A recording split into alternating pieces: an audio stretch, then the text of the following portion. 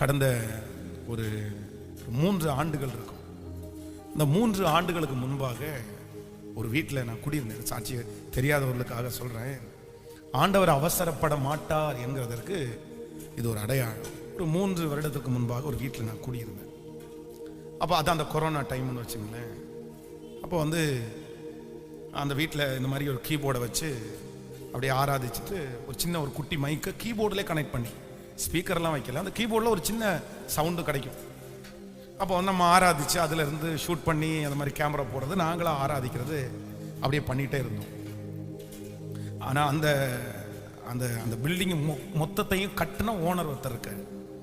கிட்டத்தட்ட அதில் ஒரு 400 வீடு இருக்குன்னு வைங்களேன். அந்த 400 வீடையும் அவர் கட்டிட்டு கிட்டத்தட்ட ஒரு 370 வீடு பக்கத்தில் வித்துட்டார். ஒரு 10 வீடு மட்டும் தான் அவர் வச்சிருக்காரு. 10 வீடுக்கு ஒரு ஓனர், பட் அவராகவே ஓனராகவே அங்கே இருந்துட்டாரு.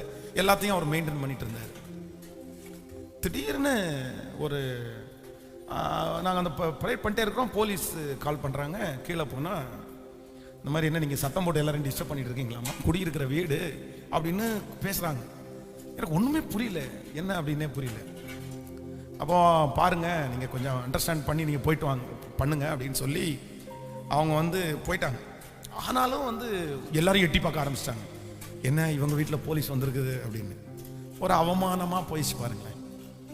அப்போது மனசுக்குள்ளே பார்த்தீங்க அப்படின்னா, நம்ம அவங்கள எதுவும் பண்ண முடியாது, எதுவும் பண்ணவும் கூடாது. ஆனால் மனசு சொல்லுது, ஆண்டவரே நாங்கள் உங்களை தானே துதிச்சோம், உங்களை தானே ஆராதிச்சோம், யாருக்கும் டிஸ்டர்பன்ஸ் பண்ணலையே. ஒருவேளை அந்த மனுஷன் எங்களுக்கு டிஸ்டர்பாக இருக்கு அப்படின்னு தெரிஞ்சிருந்தா நாங்கள் அதை கரெக்ட் பண்ணியிருக்கலாமே. சரி, இவ்வளோ வஞ்சகமாக இந்த மனுஷன் இப்படி பண்ணிட்டாங்களே, அப்போ ஏதாவது ஒன்று ஆண்டவர் நியாயம் தீர்த்தா பரவாயில்ல அப்படின்னு தோணிச்சு உண்மையிலே. ஏன் அப்படின்னா, நம்ம ஆண்டவருடைய பிள்ளைங்க அல்லவா, கண்டிப்பாக அவங்களுக்கு தெரியணும். ஆண்டவரே எப்படி தெரியாமல் இருக்கலாம் அப்படின்னு ஒரு ஆதங்கம். ஒரு பக்கத்தில் இல்லை தெரியாமல் செய்கிறாங்க, மன்னிங்க ஆண்டவரே அப்படின்னு இன்னொரு பக்கத்தில் ஜெபம் பண்ணாலும், இன்னொரு பக்கத்தில் அது எப்படி ஆண்டவரே, ஆண்டவருடைய பிள்ளைங்களை அப்படி டக்குன்னு கை வச்சிடலாமா, சொல்லிடலாமா, அப்போ அடுத்து அவங்களுக்கு இன்னும் ஒரு பயம் வேண்டாமா, இன்னொருத்தரையும் ஈஸியாக அந்த மாதிரி பண்ணிடுவாங்களே அப்படின்னு ஒரு ஜெபம், 2 ஜெபம் ஓடுது. அப்போது ஒரு நாள் ஆதங்கமாக இருந்துச்சு, 2வது நாள் ஆதங்கமாக இருந்துச்சு, 1 மாதம் ஆதங்கமாக இருந்துச்சு. அதுக்கப்புறம் அப்படியே என்னாச்சு அப்படின்னு சொன்னால் அப்படியே கூல் டவுன் ஆயிடுச்சு, மறந்துருச்சு. சரி, ஓகே, என்ன பண்ணுறது, நமக்கு அப்படியே ஆண்டவர் அனுமதிச்சிருக்கிறாரு, அவன் நம்மளை திட்டணும், போலீஸ்காரங்க நம்மளை சத்தம் போடணும்னு வச்சிருந்துக்காருன்னு விட்டுட்டோம். 3 வருஷம் 3 இயர்ஸ் 3 வருஷம் தாண்டி இப்போ ஒரு சின்ன விஷயத்துக்காக நான் அவருக்கு கால் பண்ணுறேன். சார், ஒரு ஹெல்ப் வேணும் எனக்கு, இந்த மாதிரி அங்கே தான் இருக்கீங்களா அப்படின்னு கேட்கும்போது ஒரு ஷாக்கான விஷயத்த சொன்னார். ஐயோ, நான் இப்போ அங்கே இல்லை, எல்லாரும் என்னை சேர்ந்து என்னை ரொம்ப ப்ரெஷர் பண்ணி என்னை கஷ்டப்படுத்திட்டாங்க, அதனால என்னுடைய வீட்டிலேயே நான் வித்துட்டு அங்கிருந்து இப்போ வேற இடத்துக்கு வந்துட்டேன். நாங்கள் அப்போ நான் அவருக்கு நடந்ததை நினைச்சு சந்தோஷப்படலை. ஆனால் மனுஷன் எதை விதைக்கிறானோ, சில அதான் உலகத்தில் ஒரு பழமொழி சொல்லுவாங்க, மனுஷன் அன்று கொள்ளுவான், தெய்வம் நின்று கொள்ளும் அப்படின்னு சொல்லுவாங்கல்ல. சில நேரத்தில் ஆண்டவர் பார்த்தீங்க அப்படின்னு சொன்னா உங்களுக்கு விரோதமாய் எழும்பலாம், உங்களுக்கு விரோதமாய் உங்களை கஷ்டப்படுத்தலாம். நீங்க இவங்களை யாருமே கேட்க மாட்டாங்களா, யாருமே கேட்க முடியாதா? அது கணவனா இருக்கலாம், மனைவியா இருக்கலாம். எனக்கு வலிமை இருந்துச்சுன்னா நான் அப்படி பண்ணியிருப்பேனே, எனக்கு பவர் இருந்துச்சுன்னா அப்படி பண்ணியிருப்பேனே. நான் ஏதாவது பண்ணலான்னு பார்த்தா ஆண்டவர் தடுத்து என்ன நிறுத்துறாரு. கர்த்தர் எனக்காகவே வார்த்தையை பேசுறாரு, பட் அவனுக்கு ஒண்ணுமே நடக்காதா? அவனுக்கு யாருமே கேட்க மாட்டாங்களா? இல்லை இல்லை இல்லை இல்லை, கர்த்தர் எதை செஞ்சாலும் என்னதான் பண்ணுவார் அப்படின்னா, நிதானமாய் உங்களுக்கு விரோதமாய் எழும்புகிற ஆயுதங்களுக்கு உடனே ஆண்டவர் பதில் கொடுக்கலன்னாலும் நிச்சயமா ஒரு நாள் பதில் கொடுக்காம போகவே மாட்டார். அதனால நீங்க நமக்கு அப்படியே கஷ்டமா இருக்கும். இன்னொன்னு நல்லா நினைச்சுக்கோங்க, நீங்க அமைதியா மட்டும் இருந்துட்டீங்க அப்படின்னு சொன்னா உங்களுக்கு விரோதமா எழும்புகிற மனுஷனுக்கு தண்டனை நிச்சயம். புரியுதுல? நீங்கள் ஒரு சில வசனங்களை உங்களுக்கு வாசித்து இன்றைக்கு நான் இன்னைக்கு என்னன்னா, இந்த பழி வாங்குறதலை குறித்து உங்களோட பேசுறேன். நீ பழி வாங்குதல் வாசிக்கலாமா? ஒரு சில வசனங்களை நம்ம உங்களுக்கு வாசிக்கலாம். அதை குறித்து தான் ஆண்டவர் என்னுடைய இருதயத்தில் கர்த்தர் பேசுகிறார். முதலாவதாக ஒரு வசனத்தை வாசிக்கும் போது, எபிரேயர் 10வது அதிகாரத்திலே நீங்கள் 30வது வசனத்தை வாசிப்பீர்களே ஆனால், எபிரேயர் 10ஆம் அதிகாரம் 30வது வசனத்தை வாசிக்கும் போது, பழி வாங்குதல் எனக்குரியது, நானே பதில் செய்வேன் என்று கர்த்தர் சொல்லுகிறார் என்றும், கர்த்தர் தம்முடைய ஜனங்களை நியாயம் தீர்ப்பார் என்றும் சொன்னவர் இன்னார் என்று அறிவோம். இன்னொரு விஷயம் கூட வாசிக்கலாம். பழி வாங்குதல் எனக்குரியது, நானே பதில் செய்வேன் என்று கர்த்தர் சொல்லுகிறார். பழி வாங்குதல் யாருக்குரியதாமா சொல்லுங்க. நம்ம ஒரு நேரம் அல்ல, மரணம் வரைக்கும் உங்களுக்கு என்ன இருக்கணும் அப்படின்னு சொன்னா, யாரையும் பழி வாங்குற அந்த எண்ணம் நம்முடைய மனசுக்குள்ள இருந்துடவே கூடாது. நிறைய குடும்பங்களிலே கணவன் மனைவிக்கு இருக்கிற பிரச்சனைக்கு மிகப்பெரிய காரணம் என்ன அப்படின்னு சொன்னா, சொந்த கணவன் மனைவிக்குள்ளே என்ன பண்றாங்கன்னா, அந்த பழி வாங்குற புத்தி இருக்கு பாருங்களேன். நீ சொல்லி கொடுத்தியா, நானும் சொல்லி கொடுப்பேன். நீ இப்படி பண்ணியா, நான் இப்படி பண்ணுவேன். நீ என்ன டென்ஷன் படுத்துறியா, நான் உன்னை டென்ஷன் படுத்துவேன். நீ இப்படி பண்ண, நான் ஏன் பண்ணக்கூடாது? நீ அதை கவனிக்கல, நானும் கவனிக்க மாட்டேன். அதான் இது கூட மோசமானது அல்ல. தன்னுடைய கணவன் தவறான வழிக்கு போயிட்டாரு, தன்னுடைய மனைவி தவறான வழிக்கு போயிட்டாங்க. அப்போ அந்த மனுஷனை பழி வாங்கணும்ன்றதற்காக இன்னொரு நபரோடு பேசி, இல்லைன்னா இன்னொரு பெண்ணோடு பேசி, அதுல சிக்கி இன்னைக்கு வெளியே வர முடியாமல் எத்தனையோ குடும்பங்கள் செதஞ்சு போயிருச்சு. நீ பேசின இல்ல, நானும் பேசுவேன். நீ SMS அனுப்புன, நானும் SMS அனுப்புவேன். நீ உங்க அம்மா அப்பாவுக்கு மட்டும் சப்போர்ட் பண்ற இல்ல, நானும் எங்க அம்மா அப்பாவுக்கு சப்போர்ட் பண்ணுவேன். நீ என்ன எனக்கு கொண்டு கொடுத்த, நீ என்ன திட்டுற, நான் என்ன உனக்கு சமைச்சு போடணுமா? நீ என்ன இது பண்ற, நான் உனக்கு சம்பாரிச்சு போடணுமா? நல்லா கவனிங்க. நம்முடைய குடும்பத்திலே பழி வாங்குற குணம் உங்களுக்குள்ளே இருக்குமானால், நீங்க உங்க குடும்பத்தை என்ன பண்ணிட முடியாதுன்னா, கண்டிப்பா உங்களால கட்ட முடியாது. பழி வாங்குதல் யாருக்குரியது இல்லை அப்படின்னு சொன்னா, இன்றைக்கு இந்த சத்தத்தை கேட்டுக்கொண்டிருக்கிற உங்களுடைய வாழ்க்கையில சில நாட்களிலே நடந்த சம்பவங்கள் உங்களை பழி வாங்குறதுக்கு உங்களை துடிக்க பண்ணலாம். எப்படி பாஸ்டர் ஒரு வார்த்தை கூட கேட்காம இருக்கிறது?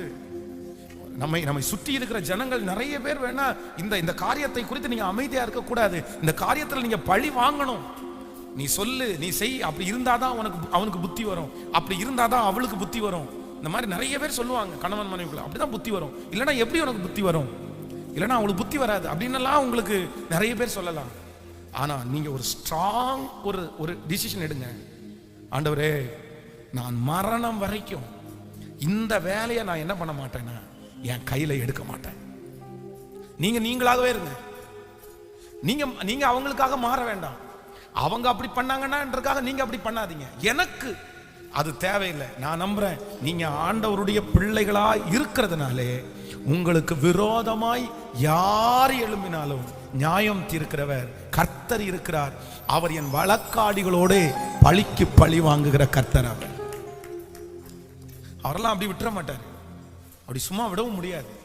அதான் காரணமே இல்லாமல், எந்த காரணமும் இல்லை, ஒரு மனைவி அவருடைய பார்வைக்கு அழகற்ற மனைவியாய் தெரிகிறாள். அவர் 2 குழந்தையாச்சு. அந்த பொண்ணு இப்போ அவருக்கு அழகா இல்லை.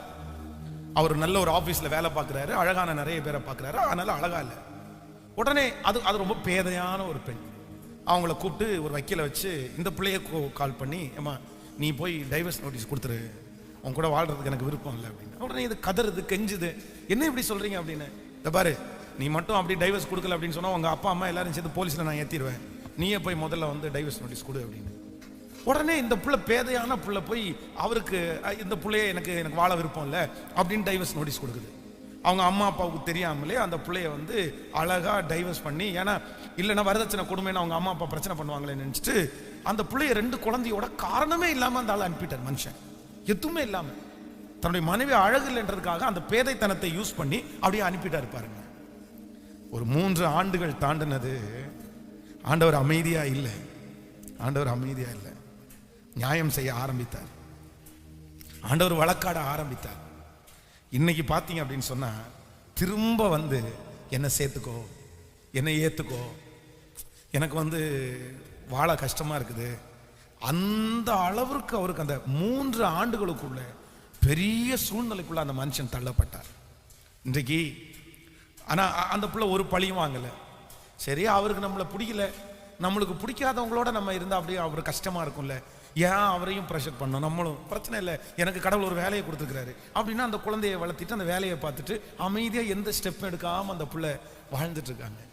அப்போ சில நேரங்களிலே நம்முடைய அவசரத்தை விட நம்முடைய அமைதிக்கு சின்ன வலிமை இல்லை, பெரிய வலிமை இருக்குது. இந்த உலகத்துல இருக்கிறவங்க நிறைய பேர் சொல்லுவாங்க, பழி வாங்குறதற்கு தான் நிறைய வலிமை இருக்குது. நீ அவங்க முன்னாடி தோற்று போக கூடாது, அவங்க முன்னாடி நீங்க ஜெயிக்கணும், அவங்க முன்னாடி நீ ஜெயிக்கிறதுக்கு எதை வேணாலும் பண்ணு, ஜெயிப்பதற்கு என்ன வேணாலும் முயற்சி எடுன்னு சொல்லுவாங்க. ஆனால் ஒன்று நினைத்துக் கொள்ளுங்கள், சில இடங்களிலே நம்ம ஜெயிப்பது நமக்கு வெற்றி அல்ல, சில இடங்களில் நம்ம தோற்று போகிறது நமக்கு வெற்றி. அப்போ கர்த்தர் பல மடங்கு, இன்றைக்கு இந்த சத்தத்தை கேட்கிற நீங்கள் தோற்று போனீர்களோ, ஜெயிக்க வேண்டிய இடத்துல தோற்று போனீங்களோ, அந்த இடத்துல நிறைய பேர் ஜெயிக்கணும், நீ ஏன் அந்த இடத்துல தோற்று போன, நீ ஜெயிக்கிறதுக்கு ஏதாவது பண்ணு அப்படின்னு உங்களை அப்படி மோட்டிவேட் பண்றாங்களா? இல்ல, ஆண்டவர் உங்களை அந்த இடத்துல தோற்று போக பண்றார். அப்படின்னா ஏசேக்கு சித்னா ரெண்டுலையும் ஈசாக்கு தோற்று போனாலும் ரகபோத்துல என் தேவனாகிய கர்த்தர் அவனை ஜெயிக்க பண்ணி, ஈசாக்கு அந்த ஏசேக்குல சித்னாவில் இழந்ததை கர்த்தர் ஒரே இடத்துல அவனுக்கு தந்துட்டார். ஆமென். சில இடங்களிலே நீங்கள் தோற்று போகிறத கர்த்தர் என்ன பண்ணுவார்னா, நீங்க 10 இடத்துல தோற்றிட்டீங்கல்ல, 11வது ஒரு இடத்தை ஆண்டவர் உங்களுக்கு ஆசீர்வதிக்கும் போது நான் நம்புறேன், அந்த 10 இடத்துலையும் எந்த மனுஷனுக்கு முன்னாடி நீங்க கூனி குறுகி போய் தோற்று போய் அவனை ஜெயிக்கவே முடியாம, அவன் என்னமோ பெரியா நான் தான் ஜெயிச்சிட்டேன், நீ உன்கிட்ட வலிமை இல்லை, உன்கிட்ட பவர் இல்லை, உன்கிட்ட ஆள் இல்லை, என்னை பார்த்தியா, என்னை பார்த்து நீ பயந்துட்டியா, என்னை பார்த்து நீ அஞ்சிட்ட பாரு அப்படின்னு அவங்க நெஞ்ச தட்டிட்டனாலும் நீங்க அதை குறித்து கவலைப்பட வேண்டாம். நீங்க 10 இடத்துல இழந்ததை கர்த்தர் அந்த ஒரே இடத்துல திரும்ப தந்து உங்களை மேன்மைப்படுத்தி மிகப்பெரிய வெற்றியாய் நடத்துவார். கர்த்தர் தாழ்ந்து போகிறவருடைய பட்சத்திலே ஆண்டவர் இருக்கிறார். ஆமென் சொல்லுங்கள். யாருக்காக ஆண்டவர் இந்த வார்த்தை பேசுறாருன்னு தெரியல, ஆனா ஒரு வெற்றியுள்ள குடும்ப வாழ்க்கைக்கு மிக அவசியமான ஒன்று என்ன அப்படின்னா, பழி வாங்குற எண்ணம் மட்டும் நமக்குள்ள இருந்துடவே கூடாது. அது யார் வேலை அப்படின்னா, அது கர்த்தர் வேலை.